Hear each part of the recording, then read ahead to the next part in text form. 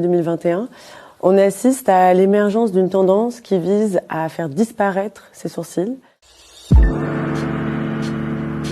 Au cours de la Renaissance, le comble de l'élégance à l'époque était d'arborer précisément un front qui se voulait proéminent et dépourvu de toute forme de pilosité.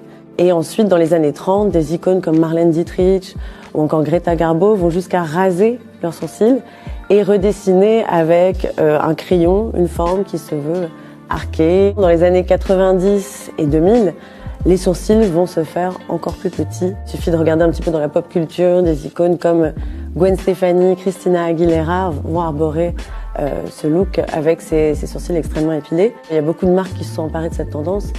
Je pense notamment à Versace ou plus récemment en septembre 2022, c'est le défilé printemps-été Givenchy. Il y a les sœurs Bella Hadid et Gigi Hadid qui vont arborer ce look des Beach Bros. Il y a Kim Kardashian en septembre 2022 qui va poser pour le magazine Interview avec non seulement les cheveux mais aussi les sourcils décolorés dans une ère post-Covid où nos visages ont été morcelés, camouflés et cachés par des masques.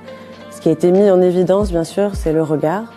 Et donc les sourcils sont devenus, comme la bouche ou les lèvres, des outils de création et d'affirmation de soi.